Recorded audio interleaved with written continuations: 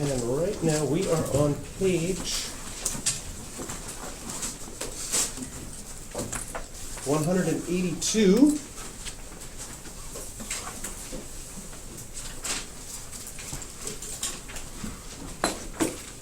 The other thing we really have to be careful with in this course is reading the question, because sometimes you will assume something and you might assume things wrong. Like in this question,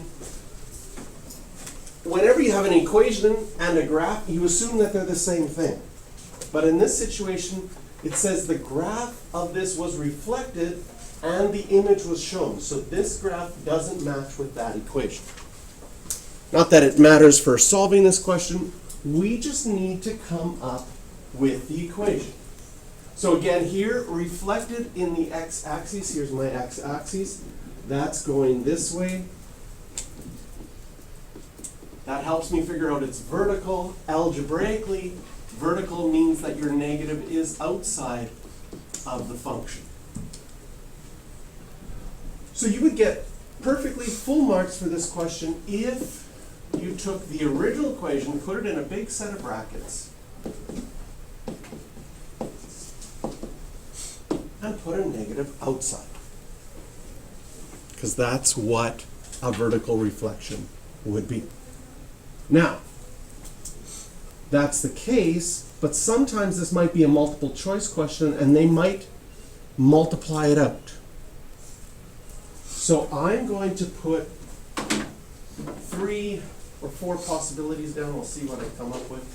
And some of these might be right, some of these might be wrong. If it was multiple choice, what would you choose?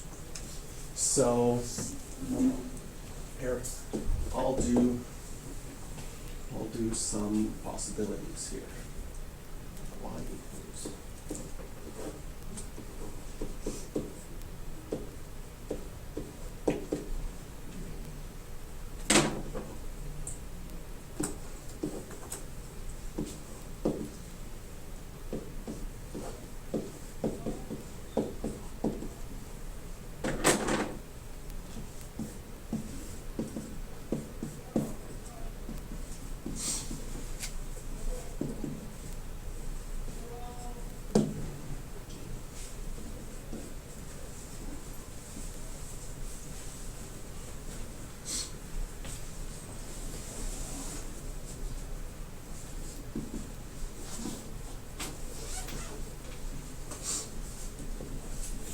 And then I'll turn it into what it would look like if you had this in AP. So if this was an AP question, they would actually give you these as options. A and B only, C only, I don't know, C and D only,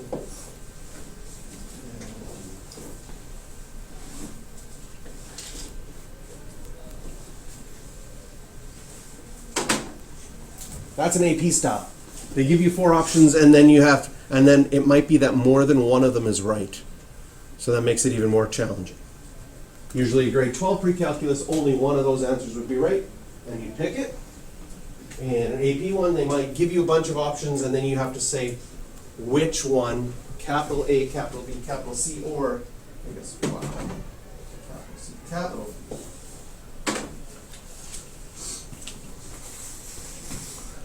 But what I'm going to get you to do is I want you to look at all 4 colored ones. And what they are is a simplification of this. You have a negative outside, I got rid of the brackets and somehow put the negative inside, and I came up with these answers. So if you like the blue one, when I say blue, you're going to be like, I like the blue one. If you like the green one, you put up your hand when you like the green one. You can vote more than once. You can like them all. But you have to like at least one. So you're not allowed to abstain from voting all the way through. So you have to pick one that's your favorite, and then you can vote for more than one. Because there might be, like, I might have made all four of them right. Go ahead. So, got another 10 seconds. Make a decision on at least one that you think algebraically is right. Blue, green, red, or purple.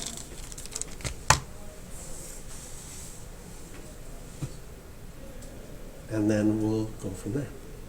All right, blue. How many people like blue? Okay. Green. How many people like green? Okay. How about red? How many people like red? Okay. And purple. How many people like purple? All right. Interesting. Interesting. So based on the hands, it looks like most people like D as A only. Okay. The answer to this question is C. A is wrong. What happened in A is, and this is good to talk about because what's happening here is it's very easy to confuse two different mathematical ideas. The mathematical ideas that you're mixing up is fraction multiplication and distribution. Okay? The number one mistake here is A, in which people took this negative and distributed it to everything.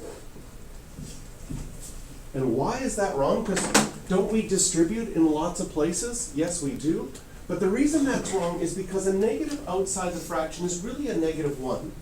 And I could write -1 like this as a fraction, -1/1, or I could write it as 1/-1. And when you multiply fractions, you multiply the tops and you multiply the bottoms. If I multiply the top and the bottom, I'm actually multiplying by -1/-1, which is a +1. And that actually wouldn't change anything. So we got to be careful there. So if I multiplied by the -1 on the top, then I would get C. Just have a -1 on the bottom would stay the same if I multiplied by 1. If I multiplied by the -1 on the bottom, then it would distribute on the bottom, making both of them positive, and you would get D as an answer. And as an AP question, it gets more complicated because you're like, maybe you feel for sure, in this case, you felt for sure A was right, now you still have a decision, well, should I do A and B or just A? But I wanted to point that out because it's really often the case that people get that fraction idea and distribution mixed up. Okay, so questions to circle on this one are 7, 8, 9, and 12.